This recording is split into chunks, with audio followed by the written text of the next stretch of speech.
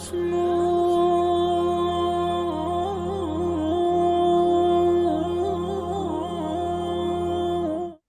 një pyetje, selam aleikum, unë kam bërë namaz edhe përpara, por jo rregullisht.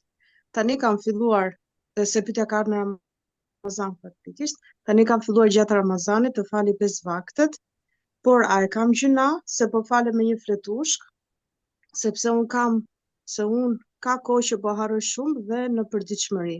Dhe pashallah, po kam frikë se po i harroj fjalët gjatë namazit, të jem minjose nëse më ktheni përgjigje zotë mirë. Allah shpërbleft.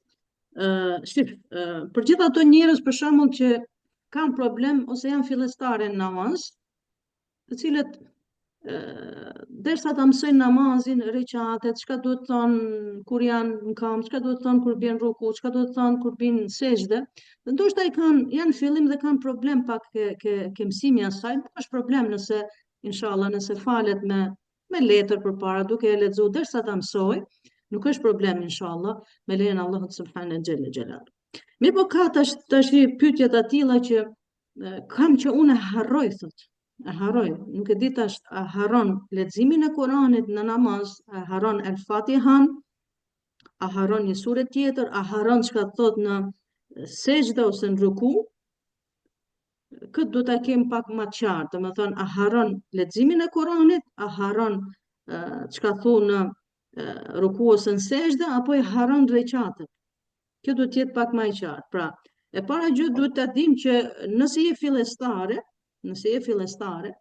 e falesh me telefon dorë ose me letër të shkruajtme, domethënë se çka duhet të thosh në namaz, nuk është problem, inshallah derisa ti mësosh.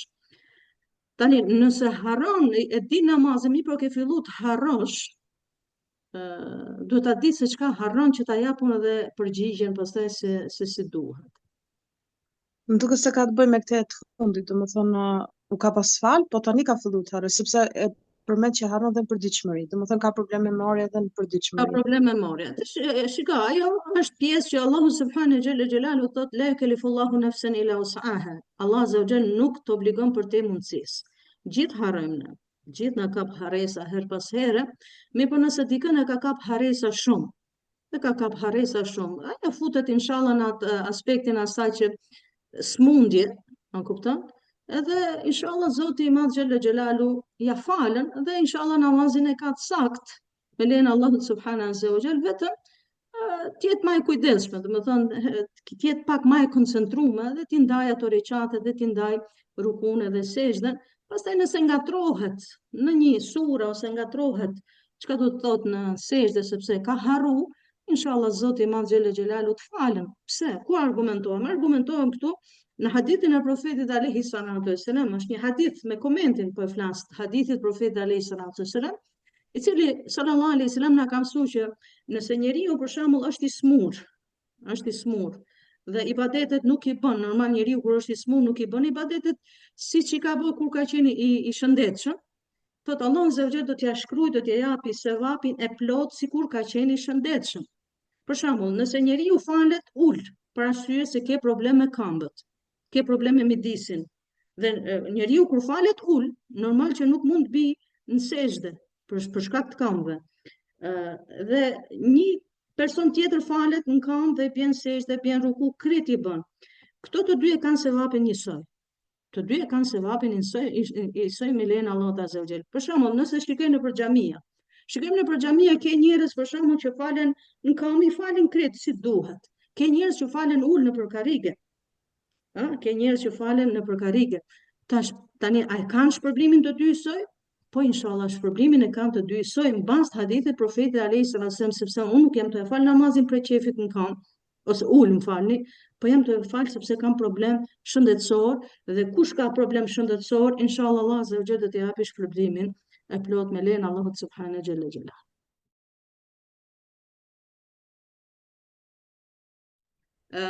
Shif, nga njerë edhe kjo na bëhet edhe si vezvese, duhet me luftu pakës, a kupton? A ke fal 3 recat, a ke fal 3, a fal 4, po të bëhet shpesh kjo, përsëritet shpesh, do me thonë duhet ta heqësh pak se bëhet si vezvese, duhet ta heqësh pak këtë vezvesën, e fale një herë dhe u sos puna, do me thonë nuk ka nevojë ta përsërisësh 2 herë, 3 herë, 10 herë, 15 herë namazin se të është mundim për ty. Mirë po, kemi zgjidhje tjetër. Nëse je namaz, për shembull namazin e drekës. Je namazin e drekës dhe nuk e din se sa ke fal, ai falet 4, ai falet 3 rekat. Dietarët si na ka mësu, thot, nëse je i sigurt, mbi 80%, nëse je i sigurt që i ke fal 3 recate, ngreu dhe falet e 1 recat që të bëhen 4. Nëse nuk e di ai fala 3, po ai fala 4, nuk jam e sigurt, ai fala 3, ai fala 4, atëherë bëj se sejdë, ose sejdë e gabimit që quhet. Nuk ka nevojë ta përsërisësh ti namazin shumë herë. Sepse është mundim për ty, është mundim tepër dhe shkon deri në atë që lodhen dhe njëri mundohet edhe lodhet dhe shejtani e bën punën e vet, derisa një muslimanit lodhet dhe tali kretat ibadet, pastaj Zoti na ruaj.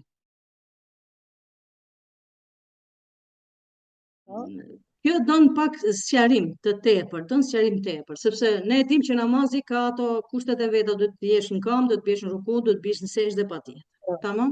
Mirë, por nëse je në veturën tënde, dhe ke mundësi të ndalesh dikun, ke mundësi te një xhami, ke mundësi të dalësh për jashtë dhe ta falësh namazin dikun që është e përshtatshme, është më mirë kjo të bëhet. Mirë, po tani ka raste të tilla, për shembull që dikush është në avion, dikush është në tren, dikush është në autobus, dhe autobusi dhe avioni dhe kjo nuk ndalen kur ti do ta falësh namazin.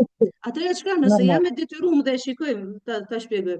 Dhe nëse jam e detyruar dhe e shikoj që unë nuk kam mundësi ta fal namazin si duhet, si me sejdë, me gjithë të drejtohem, an kupton? Nuk e kam këtë mundësi. Atëherë dhe shikoj që koha e namazit është duke kalu, atëherë unë jam e detyruar të falem aty ku gjindem. Pse? Sepse dietarët kanë thënë në një hadith profeti alayhis salam, i cili thotë nëse njeriu nuk ka mundësi të falet në këmbë, le të falet ul. Do thotë dikush, por kjo ka qenë për ato njerëz që janë smur. Jo, këtu dietarët e shpjegojnë edhe nga një aspekti tjetër, domethënë këtu është mundësi, ti s'ke mundësi tjetër me fal, ose ta lej namazin, ose ta fal namazin ul. Nuk kemi ne të themi që leje namazin, leje kaza, falet e shtëpia, mos e falte te mjeti udhëtues. Jo, fale namazin aty ku të ka kap namazin, vetur, në tren, në aeroplan, nëse nuk ke mundësi të falesh si duhet më u fal. Dakor?